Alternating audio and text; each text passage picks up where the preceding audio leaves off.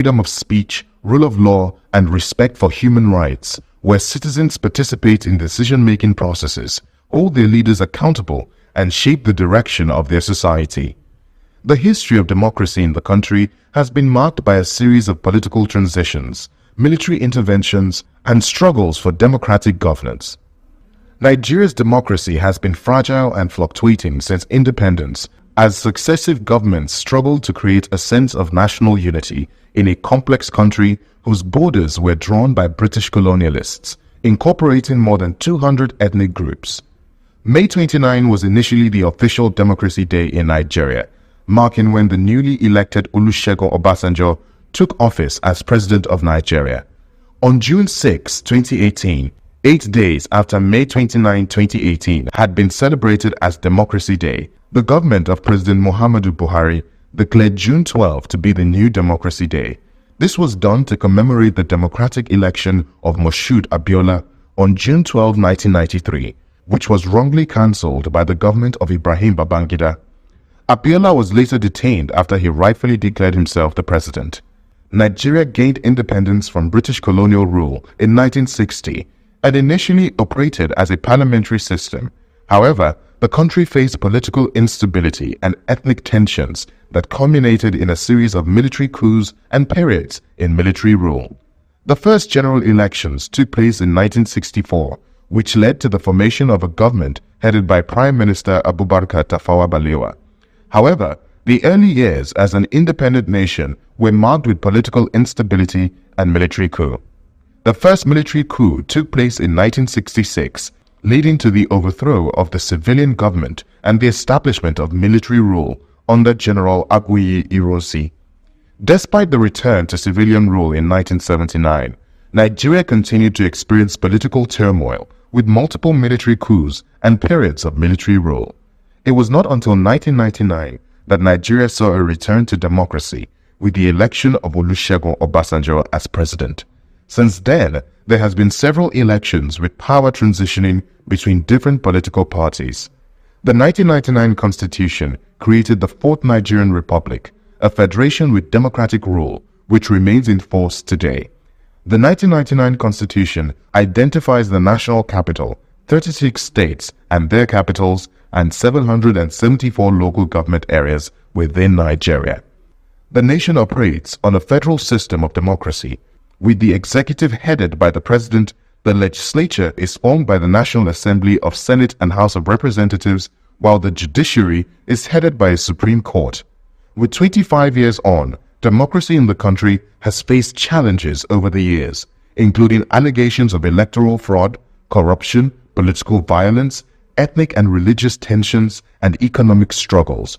Also, Nigeria's army, once regarded as the continent's most capable, has been dramatically weakened over the past decade. It has failed to provide basic security in large parts of the country, struggling to contain an insurgence by the terrorist group Boko Haram, bandits, kidnapping, and other forms of security threats.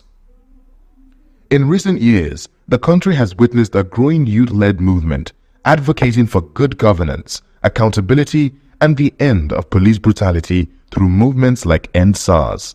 These movements reflect the aspirations of Nigerians for a more inclusive and responsive democracy that addresses the needs of all civilians. During this period, Twitter, now X platform, was banned for more than a year following the protests, while big media houses closed and journalists fled, diminishing open debate. Security incidents go unreported or misrepresented for fear of reprisals by the government. End SARS did not produce a political party, and in many ways, its separation from traditional politics was its power. But it showed a hunger for more democracy, not less, among Nigerians, and a solidarity among Nigerians' enormous population of young people.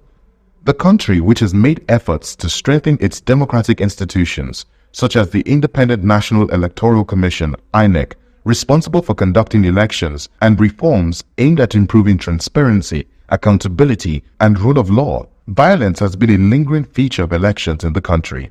Voter turnout has steadily decreased as voters have become disillusioned by the recycling of political candidates, the lack of internal democracy in political parties, and the failure of government to deliver real progress.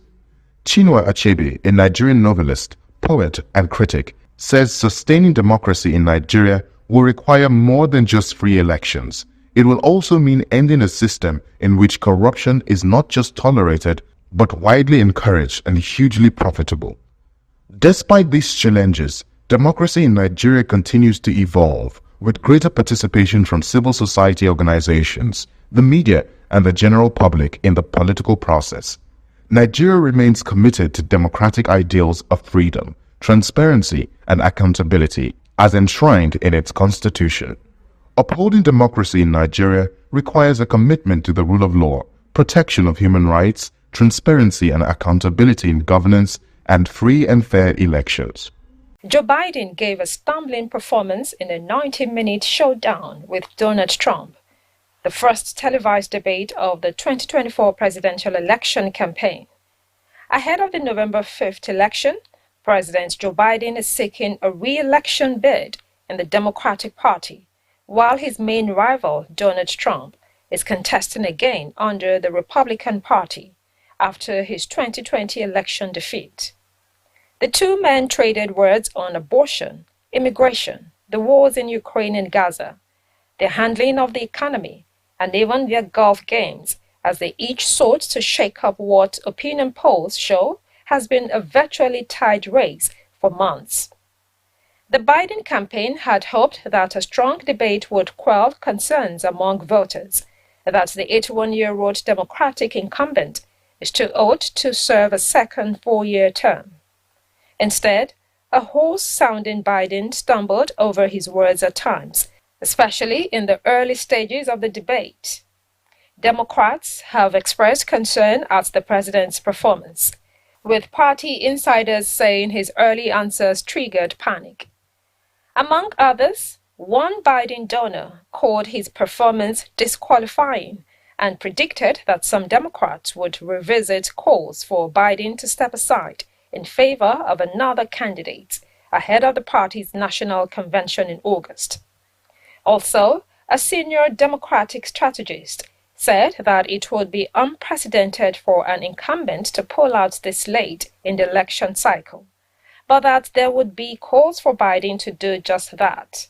However, California Governor Gavin Newsom, who could be a leading Democratic alternative if Biden stepped aside, dismissed the notion that Biden could be replaced.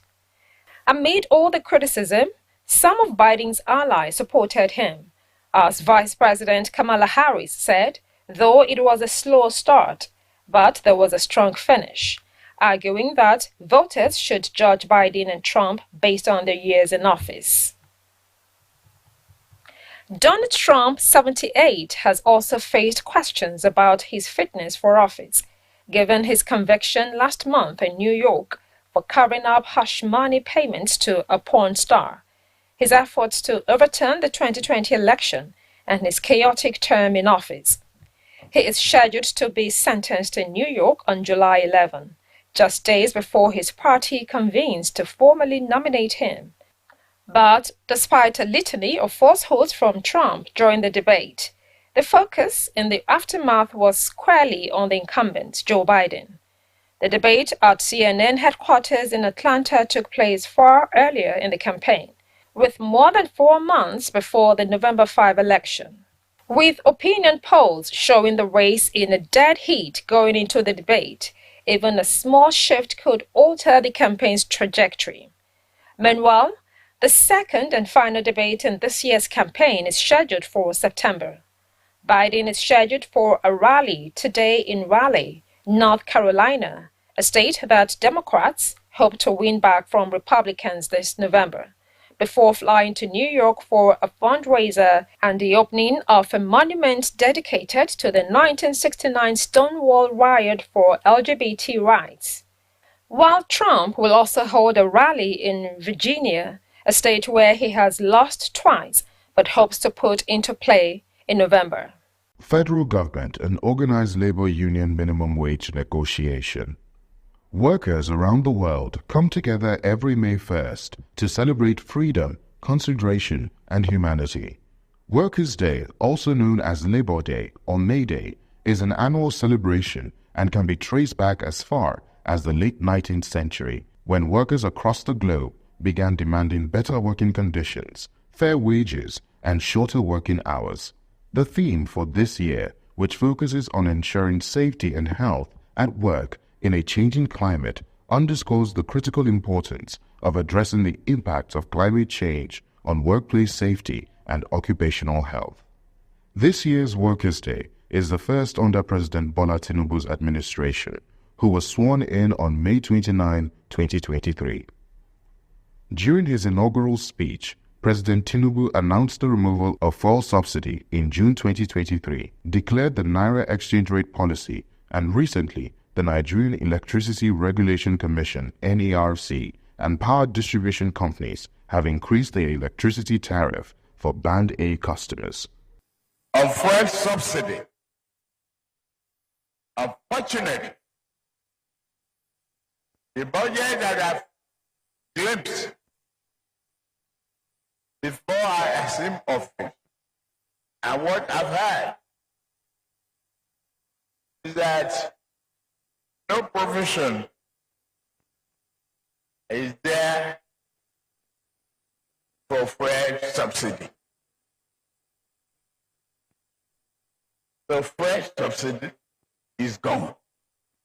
Subsidy can no longer justify its ever increasing cost and the wake of dry resources.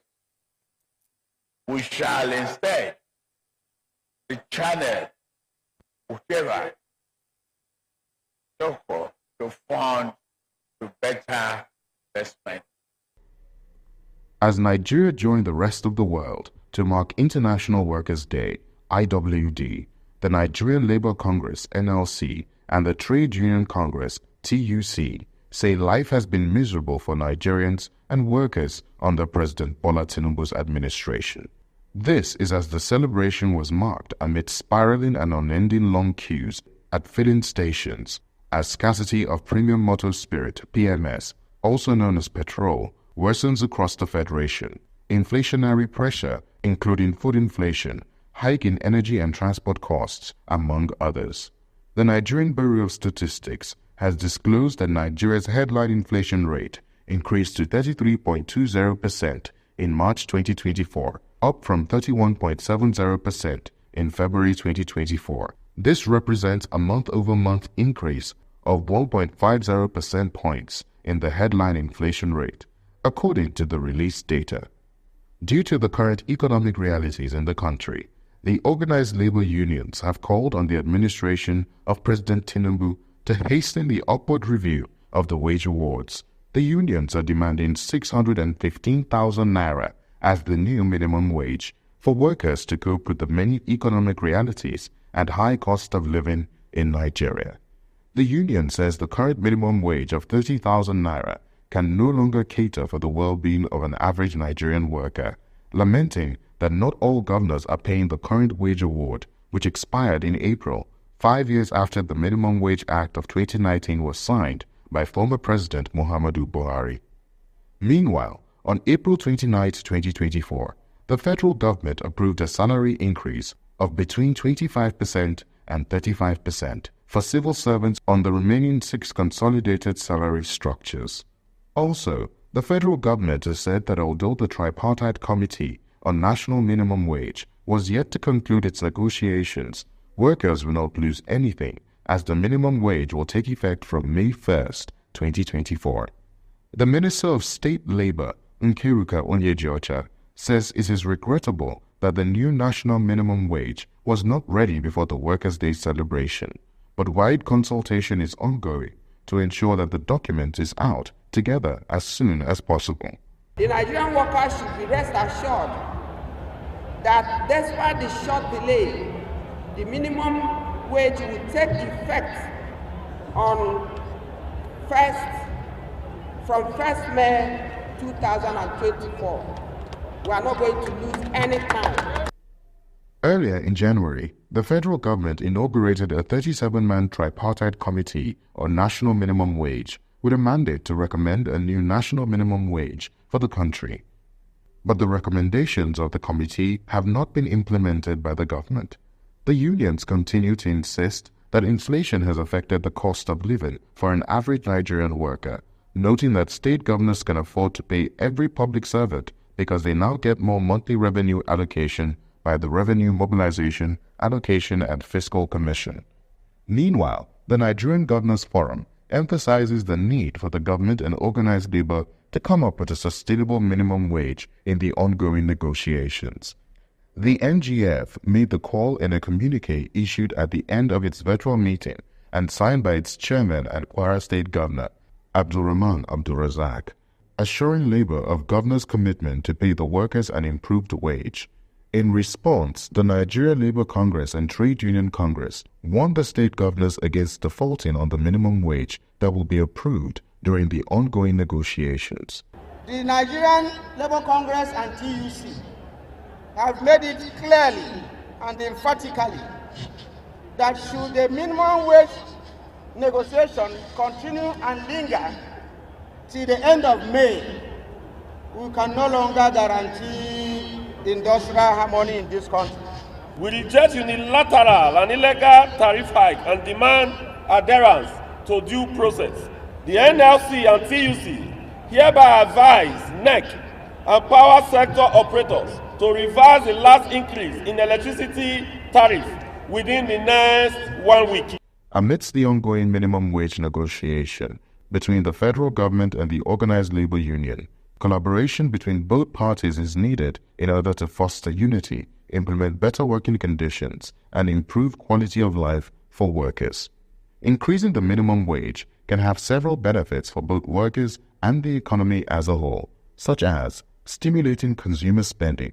That is, when workers earn more, they tend to spend more. A higher minimum wage puts more money into the hands of low-income workers who are likely to spend it on essential goods and services. This increased consumer spending can have a positive ripple effect throughout the economy. Businesses may see a boost in sales, leading to higher profits and potentially more job opportunities. This cycle of increased spending can help stimulate economic growth and create a more robust economy. It boosts productivity and employee morale. Increasing workers' minimum wage also increases tax revenue for government because as more people earn higher wages, they pay more in taxes, which can lead to increased tax revenue for the government. This additional revenue can be reinvested into public services and infrastructure, benefiting the community as a whole. In conclusion, raising the minimum wage can have wide-reaching benefits for both workers and the economy as a whole, by improving the quality of life for low-wage workers, stimulating consumer spending, boosting productivity, reducing turnover costs for businesses, and increasing tax revenue for the government. A higher minimum wage can help create a more equitable and prosperous society.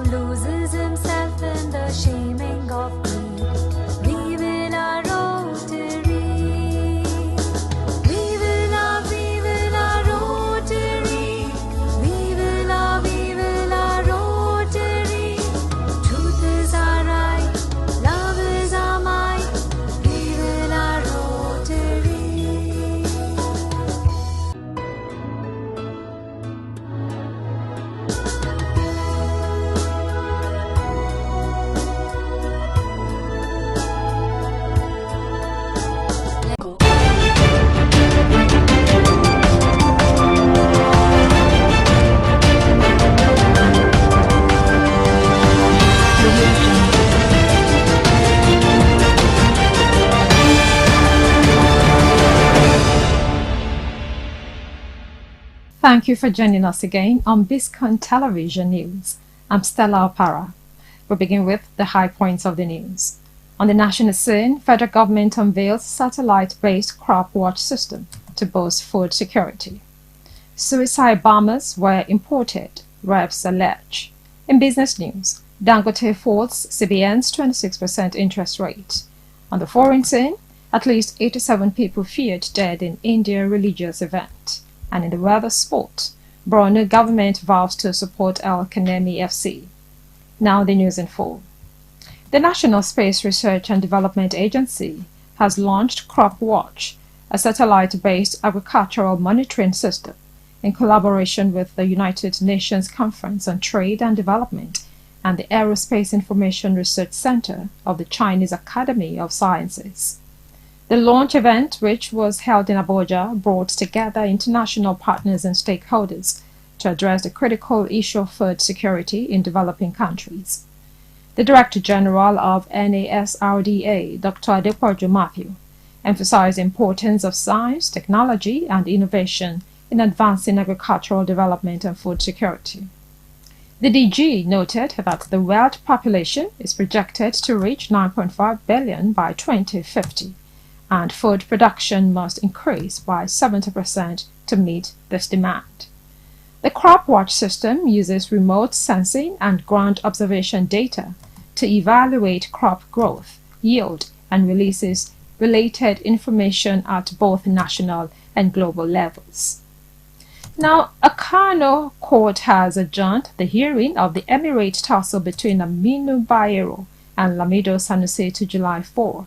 To entertain all applications and originating motions.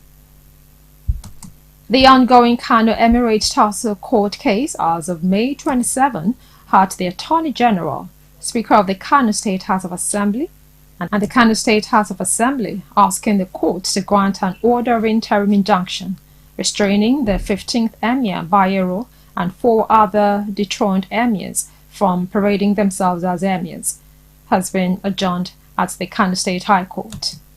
During its sitting on the hearing of all pending applications, counsel to the applicants informed the court that he was served with 5 processes on July 1st by the first respondent and had filed all their responses and asked for a 30-minute stand down to enable them serve the respondent.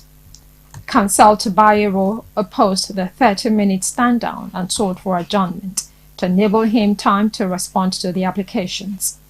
The presiding judge, Justice Amina Adamo, then adjourned the case to July 4 for hearing of all pending applications and originating motions. Away from that, the House of Representatives on Tuesday alleged that the female suicide bombers responsible for the killing of scores in Borno State on Saturday were imported.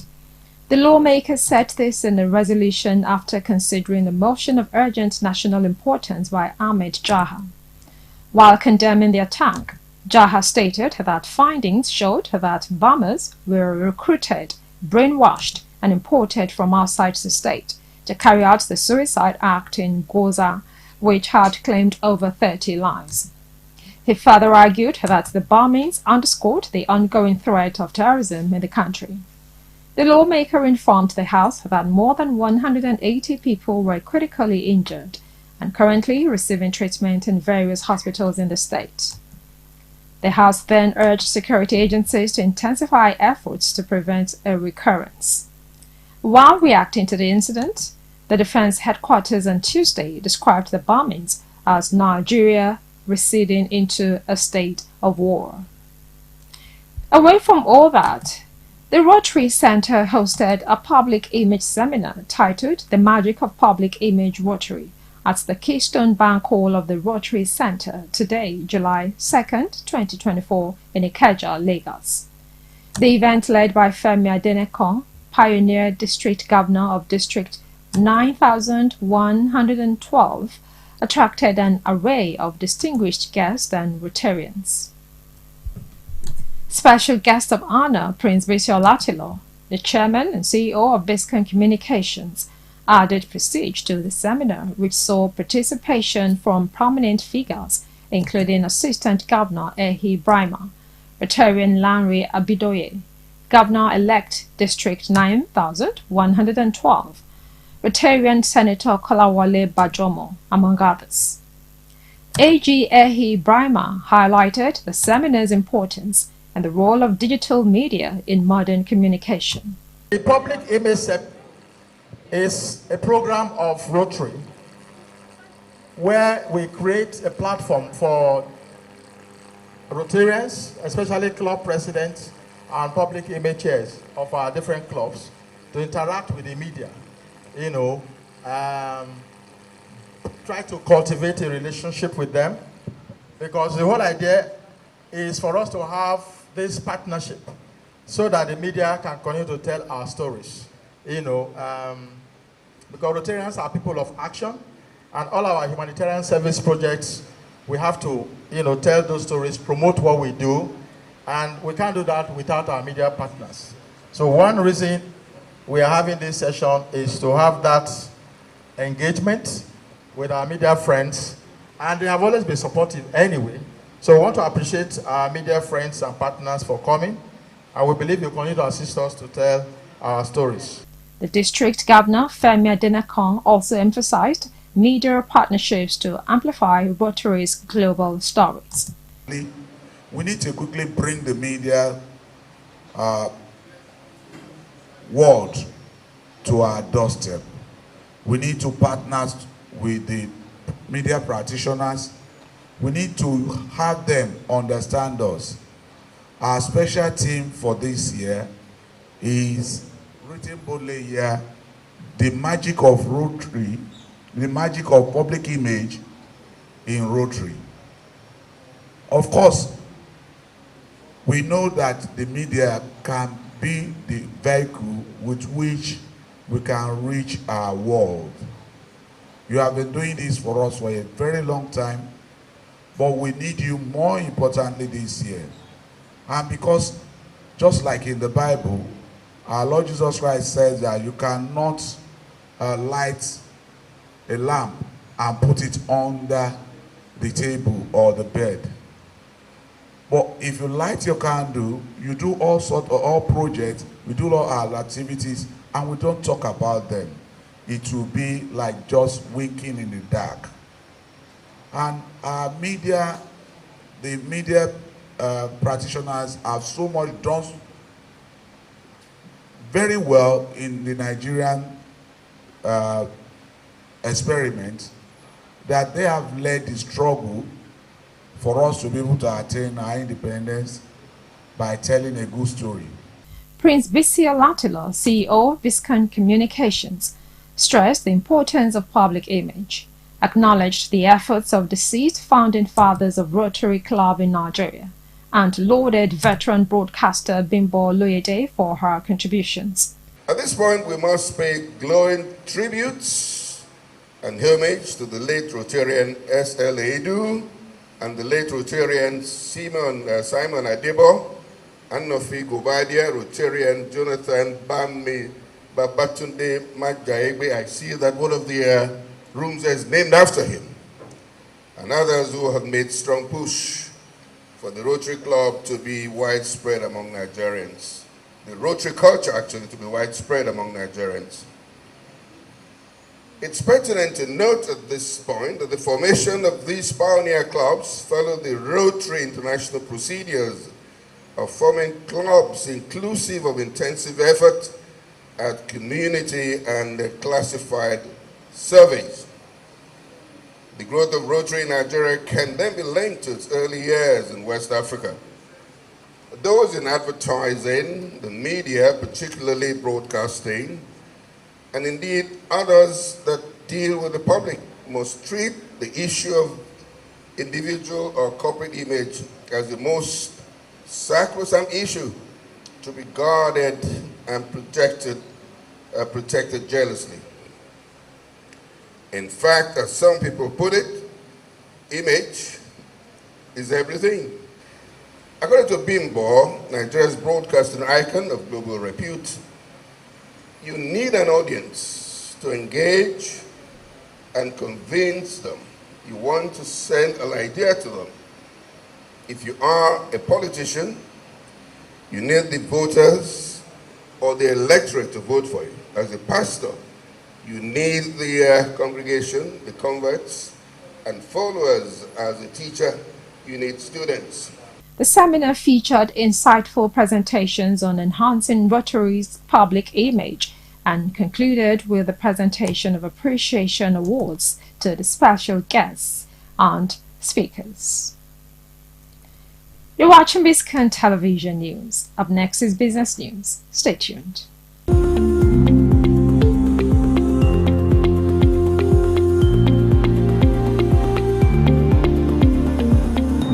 Welcome back. You're watching Biscon Television News. Now to business news.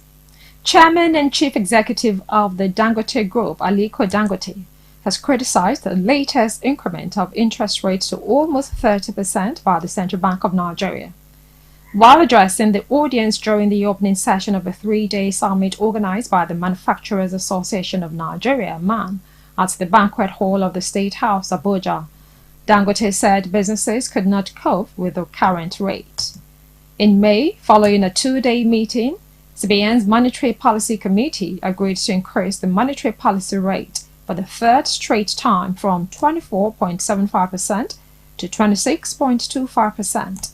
However, while speaking during the Manufacturers Summit today, Dangote noted that nobody can create jobs with an interest rate of 30%, adding that no growth will happen. He also called on the government to protect existing businesses in the country, especially manufacturers, by providing an enabling environment for them to thrive. According to him, an import-dependent country is equivalent to poverty importation. Still to come is politics news on Biscon Television. Stay with us.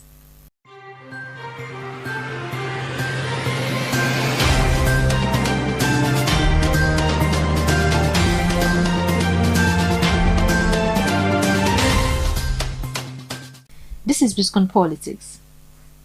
The chairman of the Independent National Electoral Commission, INEC, Professor Mahmoud Yakubu, says the commission has no constitutional power to conduct local council elections except in the Federal Capital Territory, FCT. Yakubu said this on the sidelines of a two-day induction retreat for INEC resident electoral commissioners, RECs, in Lagos. Reacting to the agitation seeking constitutional backing for the commission to be saddled with conducting local government elections, newsmen, however, quoted him as describing it as a constitutional matter. Moving on, Delta State Orientation and Communications Bureau has commended political parties and their candidates for ensuring peace and issues-based campaigns, saying that voters' apathy and violence on election day is not foreseeable in the state.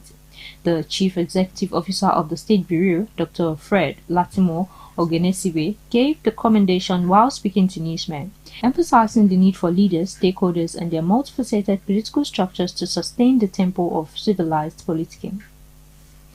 And now, 16 political parties are participating in the crucial September 21, 2024 governorship election in Edo State to elect a politician that will succeed Governor Godwin Obaseki on November 12 this year. The three leading parties in Edo are the People's Democratic Party (PDP), the main opposition All Progressives Party (APC), and the Labour Party. Edo APC and Labour Party have internal crises which they are gradually resolving, but the problems and division in PDP are becoming overwhelming, with the major stakeholders of the party engaging in fight to the finish. The division in Edo PDP and the unending fight will greatly affect the chances of PDP at the poll. That's all on Biscon Politics.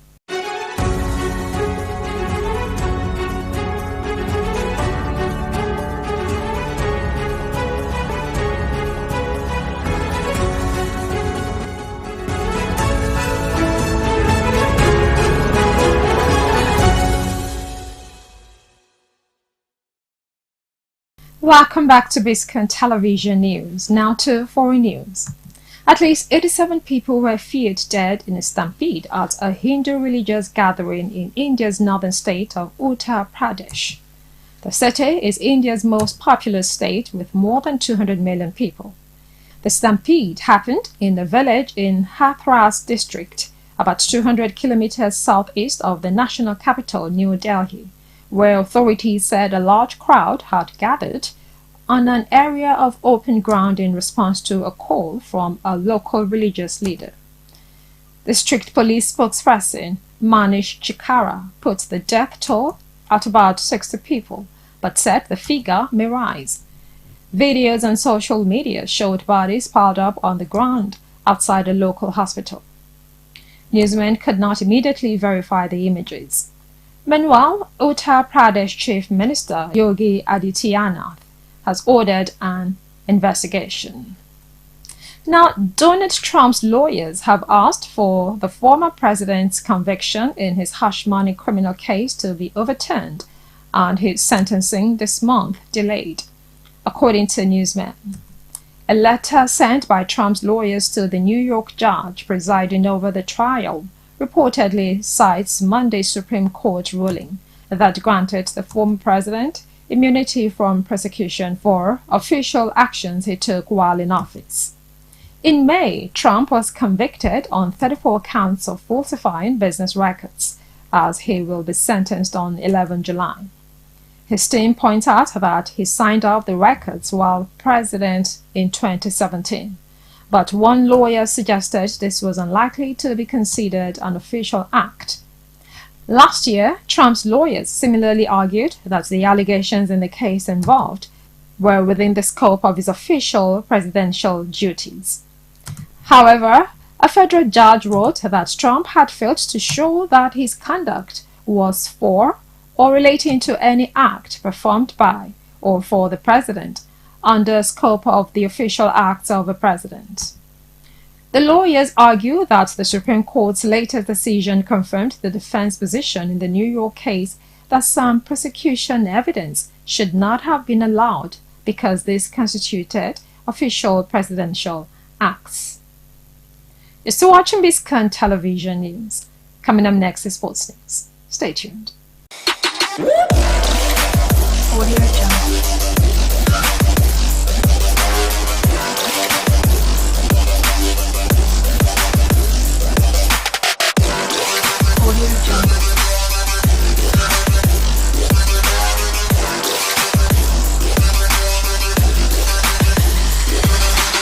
Welcome to Sports News.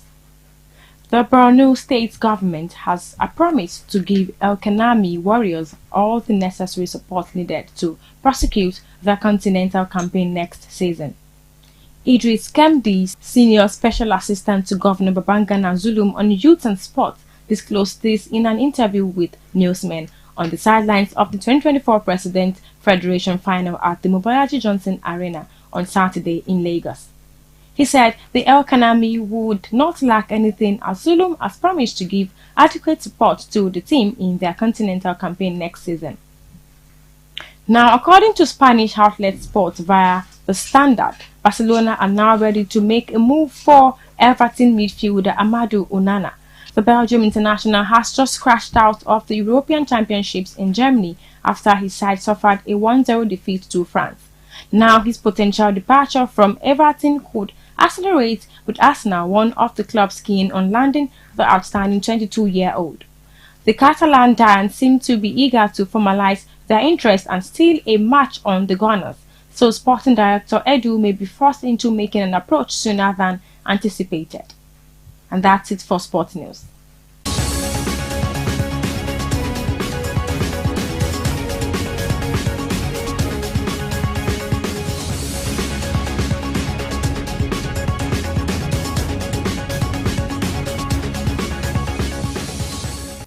Welcome back. It's now time for entertainment news. Nollywood actress Shola Sobowale has extended heartfelt congratulations to Sharon Oja, who got married to Ugo Nwoke on June 29, 2024.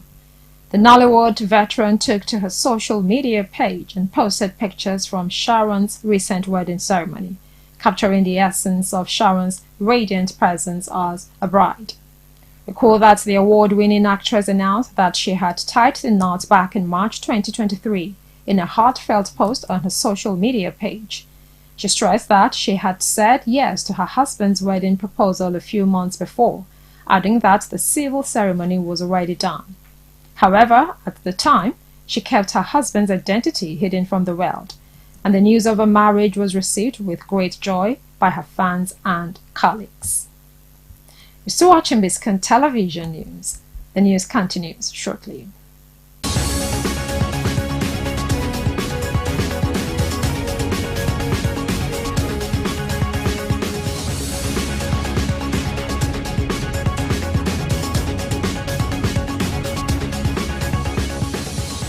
Welcome back to Biscon Television News.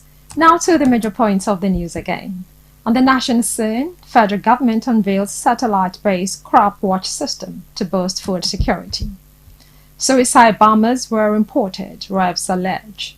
In business news, Dangote folds CBN's 26% interest rate. On the foreign scene, at least 87 people feared dead in India religious events. And in the world of sport, Borno government vows to support El Kanemi FC. And that's the news on Biscon Television, compiled and produced by Tomiloba Abalari. We leave you with the last line. Serena Williams really thinks a champion is defined not by their wins, but by how they can recover when they fall. I'm Stella Opara. Thank you for watching.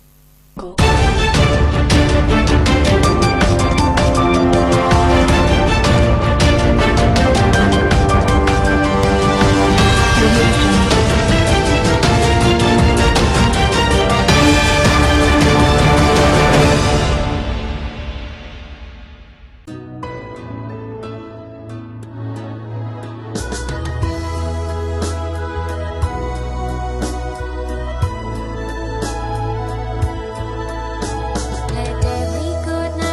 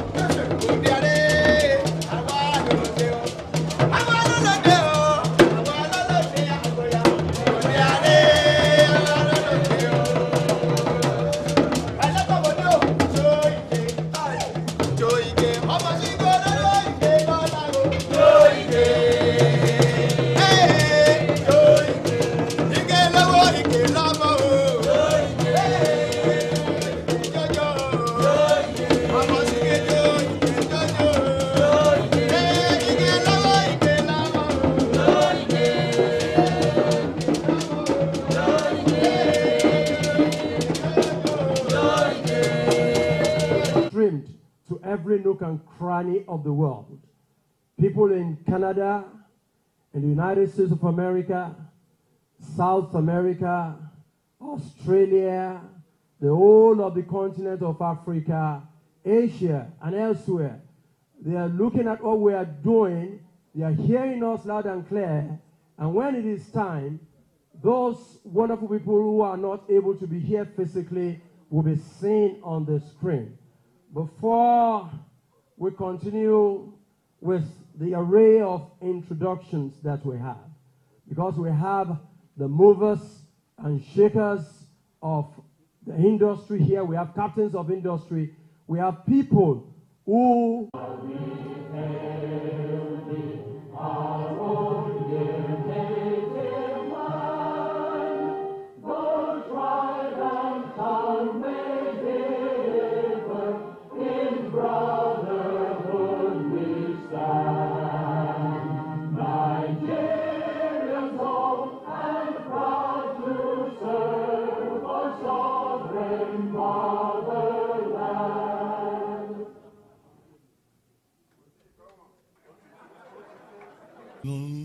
everyone.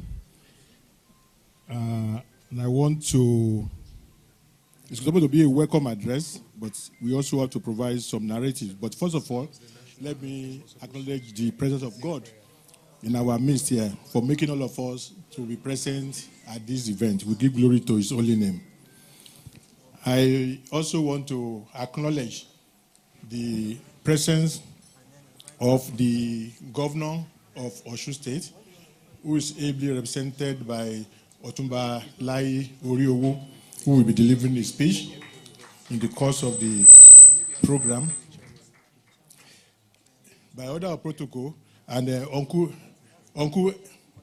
Shebabinusimi, order of protocol suggests that I should recognize Her Excellency, Mrs.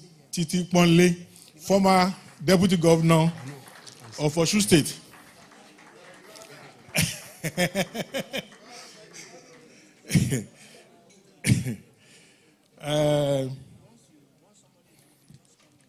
Also want to recognize the reasons why we are here. The reason is why ODA is even in existence. That is the founding fathers of ODA.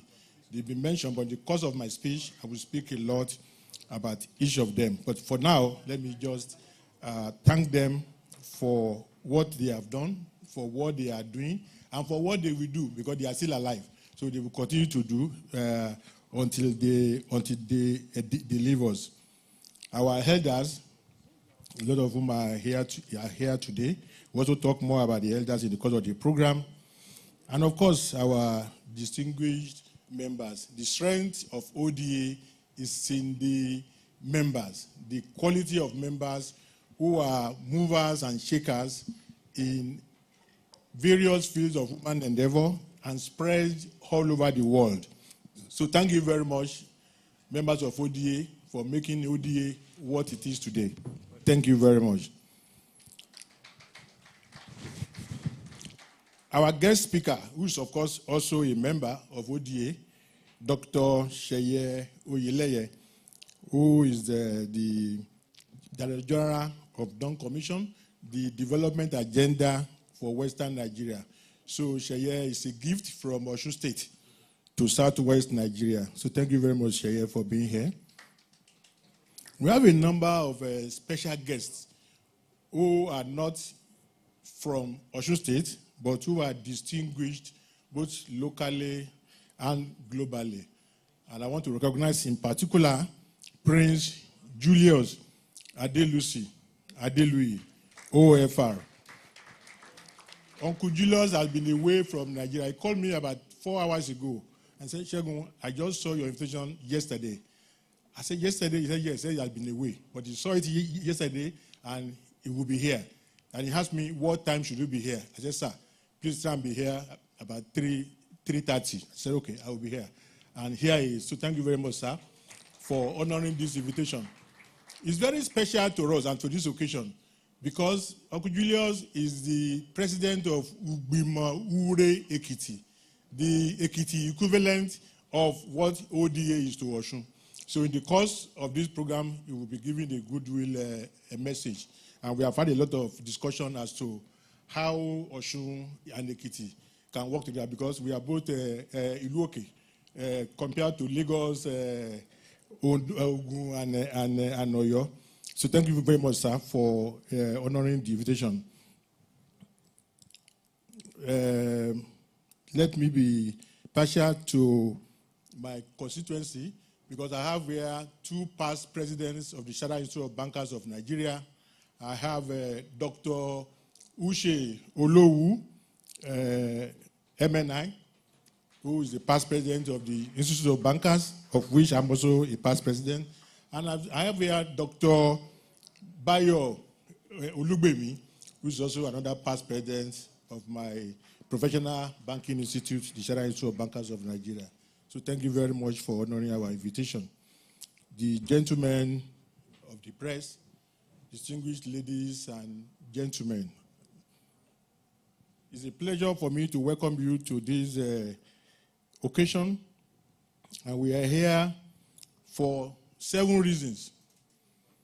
One of it is, of course, to give special recognition and honor the 6 founding members of this association, the 6 people that conceived the idea of creating an association like Osun State, of Osun Development Association, which was then called Osun Development Group, before it was changed to Osun Development Association because the CAC would not register Osun Development Group, but they tried to register Osun Development Association. Of course, subsequently, they brought in, some other people like Oba Olashore, people like Shiva Omolo, and so on and so forth. But these are the 6 original people that conceived the idea because they also were some of the people that struggled and championed for the creation of Osun State, which came into effect in 1991. So we thank you very much for all you have done. I will deem it fit to give you the player recognition here. Unfortunately, 3 of them are alive, 3 of them are deceased. But in spite of that, we are still recognizing all the 6 of them. And we thank God that we still have 3 of you around with us. The second reason why we are here is to appreciate those members who have served as the first set of Board of Trustees. We created the Board of Trustees in 2010, and there are 7 members. I think Baba Digun is dead, but we have 6. I'm also a member of the Board of Trustees, but I'm not in their category because I'm behind them, so they are in a different category. So 4 of the people that are founding members are members of the Board of Trustees, but there are 2 others who are not the founding members, but who have served very, very well. One of them is Lieutenant General Alani Akinrin-Ade, who unfortunately is not here. He was in Lagos till Friday or so before he had to go for a commitment that he has in Yakoyo. So he sends his apologies. But we are here, we have here Engineer Mrs. Emaduka, the first professional woman engineer in Nigeria, the first this, the first that. I can't how many first that I know you are. And of course, my dear uncle, the husband, Engineer Vincent Emaduka, the first Nigerian GM of NTA. The first Nigerian husband.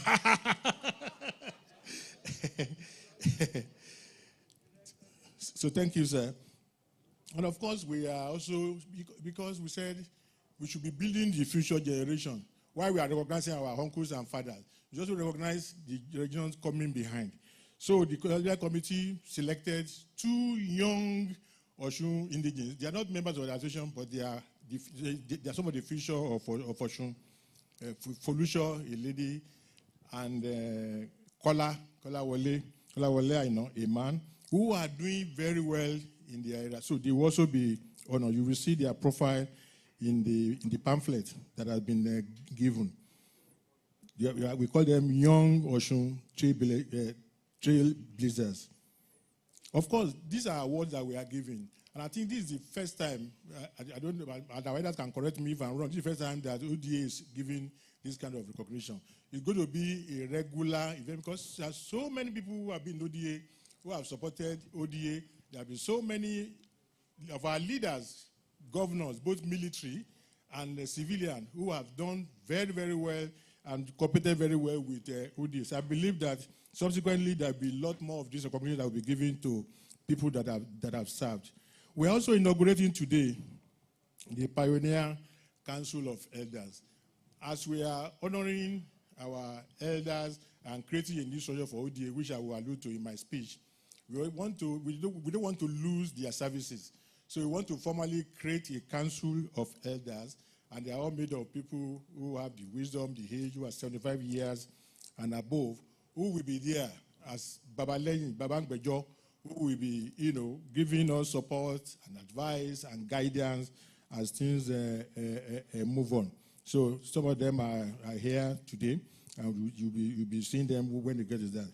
And of course, we are inducting 18 new members today, 10 distinguished men, and 8 highly distinguished ladies. You can see that we are gender balanced in ODA. 10 men and 8 ladies will be inducted today as new members. And of course, number 6, thought leadership by DG Don Commission on issues of development in Osun State, beyond rhetorics. Because I don't know if we have the people that champion for the state, for Osun State in those days, whether if you look at Osun State 30 years after, is it the kind of Osun State you envisage when you are planning for it? We need to ask that question. What has gone wrong? What do we need to do to make sure that we utilize the resources, the opportunities that we have in Osun to create the Osun State that we want? And lastly, it's an opportunity to socialize and network.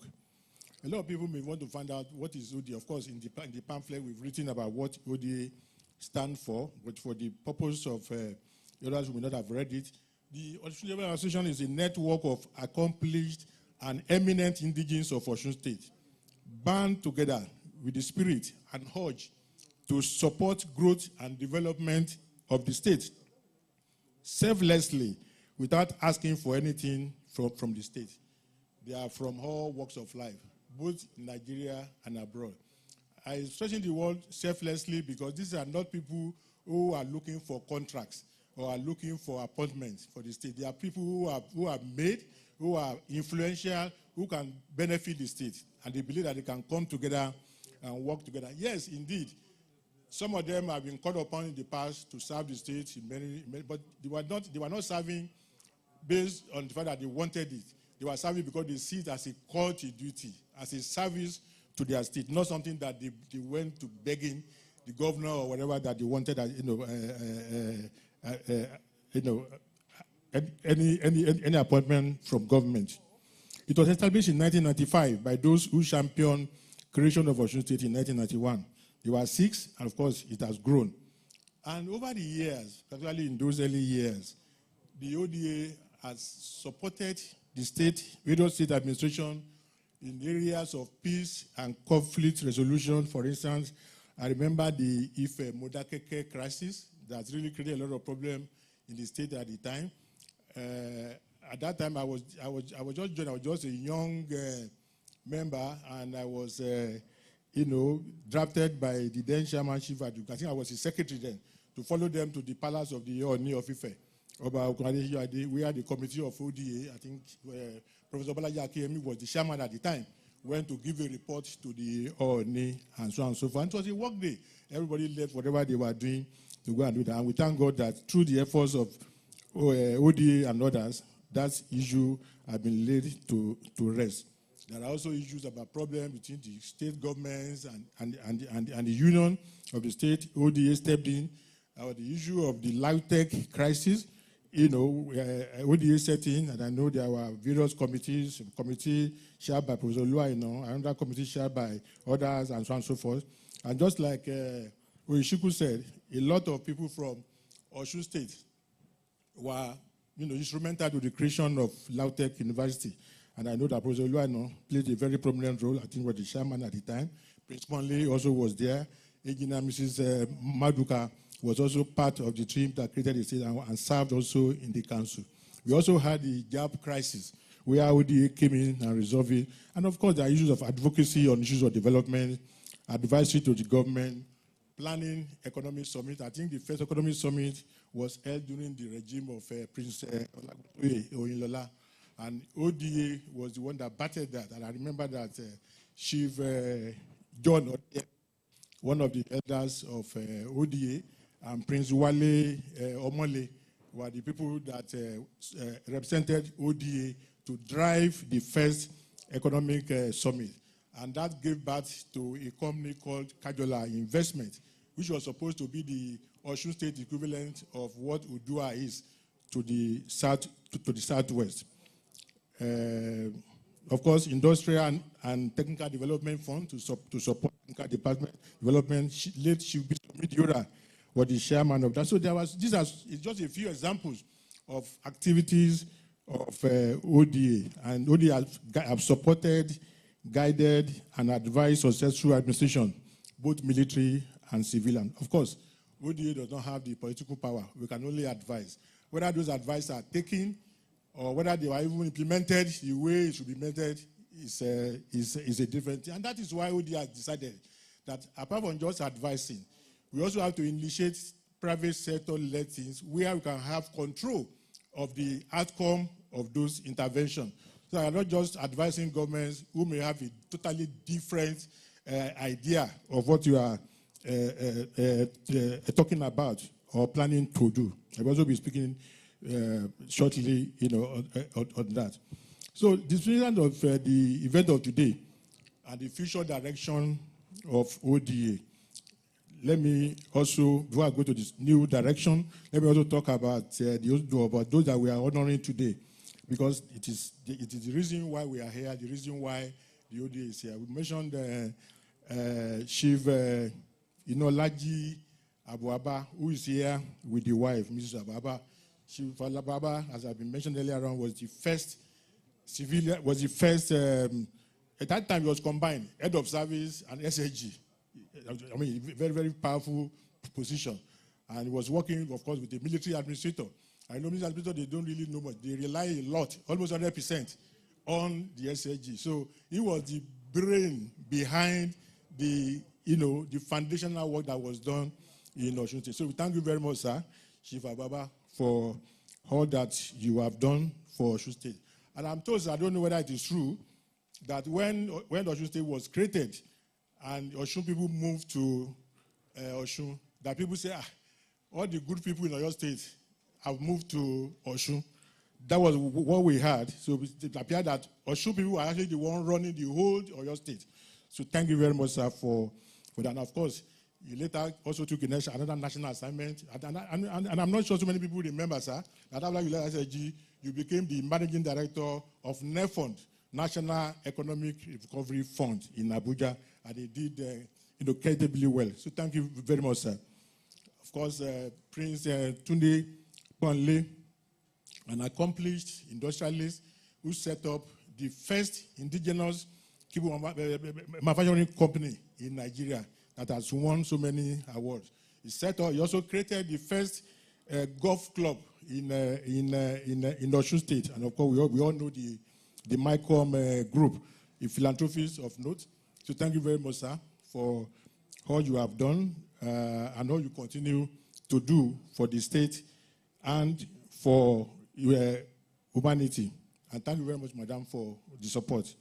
And of course, Professor Raphael Oluremi Aino, the Ashiwaju of Otayegbaju, and also a High Chief of the Source, Ilefe. Very soon we'll have the Oni of Ife joining us at this event.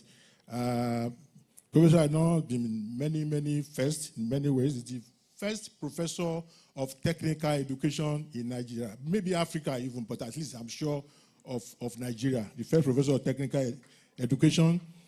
He also served the nation in ICPC. He has served Osun State in many respects. Just as Oyeshiko has said, he was part of the people that set up the Lautech University, working for the state. He was also in the foundational governing council of Osun State University. He was also the chairman of the University of Elisha. I don't know which other one is. I mean, apart from this, he has done also for so many other private universities. He was presidential and chairman of council of the Benedict University. There's another university in learning that is also the presidential and chairman of council. I can't even remember all the great things that he has done. As he's serving the community in Otayegbaju, he's serving the state, he's serving the country. He used to be one of the most respected national commissioners for ICPC in his time. And I think it was during his time that he created the ICPC Academy to bring intellectual input into corruption management in Nigeria. So thank you very much, sir, for all that you are doing. And these are the three that I like, but I know Professor Chief Adigun is there, but Kola is here. Kola, where are you? You should be sitting in front here. Kola, you should be sitting here. Kola Adigun is the first son of late Chief Adigun, who was the first chairman of ODA, and I was privileged to serve under him as a secretary because in 2000, when Biscon Tv became the governor, we had a group in Lagos then. Because I realized at that time that there were 8 indigenous of Osun State who were managing directors of banks. Bimbo Lashore is one of them. We were together. Who again? Bimbo. There's another. Anyway, there were 8 of us who were MDs of banks. And I think Kola Yeye was in National Bank also at the time, MD. And then there were also about 5 or 6 who were MDs of insurance companies. Aki Ogumbi, Remi, Olowude, and his Lord. And we said, let us set up what we then call Osun Private Initiative Forum. So we invited Biscon Tv to Lagos to come and share our ideas with him. And he came with our elders from ODA. That was when our elders said, Yomade, let's work together. Why are you creating another something? Let's join hands. And we said, oh, yes, sir, we will do that. And we join hands. We join hands and we joined. So we thank God that you have seen the future. And that future that you created is what is happening today. Our tech, but I'm not in that, so very soon, maybe by next year, I will not hand over. And that's why our effort today in bringing new members, we are concentrating on the younger ones, people in their 40s or early 50s, who will ensure the continuity of that program. Then, of course, Prince Duro Oyinlola. I'm told the daughters will be representing him. I don't know if the daughter of Prince Oyinlola is here. If you are here, you are here. Okay, please, you can come and sit down here, please. And then, last but not the least, Professor Odetola. Odetola was the first pro-tem secretary of the ODA when it was founded. He's also late.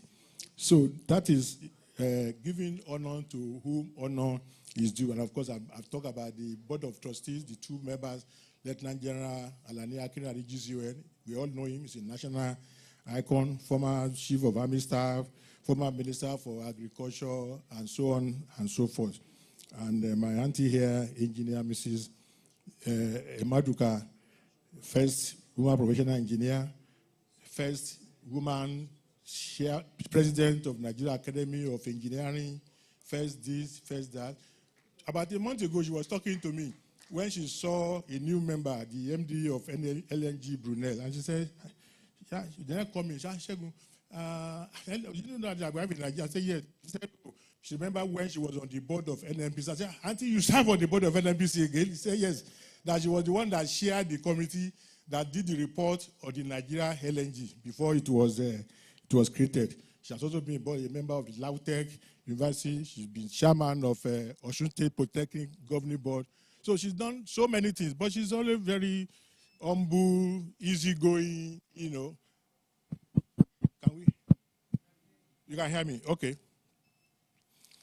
So thank you very much for this. And I'll talk about the two young people that we are also honoring today. And of course, our elders, people who are 75 years and above, who will now be inaugurated today into the first Council of Elders of ODA. Some of them are here. Prince Ademola Adetono is here.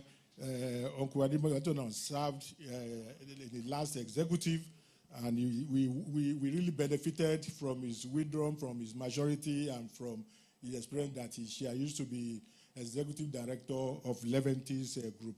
Thank you very much, sir. Then Engineer Ade Afolabi, former general manager of Chevron, who is now chairman of Dansaki Oil. You know, once oil and gas man, you always continue to be oil and gas man. He's also one of our elders that are going to be inaugurated today. I don't know whether I'm missing out anybody. Patrick, you are, because you are not an elder yet. I don't know if I'm missing any other. Ogbeni Soji, I see you are sitting on the other table. You are not an elder. But the full name will be. And what is interesting in these elders is that most of them, when you see number who have everybody, talk about who have Omo I want you but want in fee Omo and most of the people have their children also as members now. Tunde Ababa, architect Tunde Ababa, a very prominent architect in Nigeria, is a member of ODA. Ejina Yetunde Daramola, the daughter of Prince Monle, she's based in Canada. She's a member of ODA.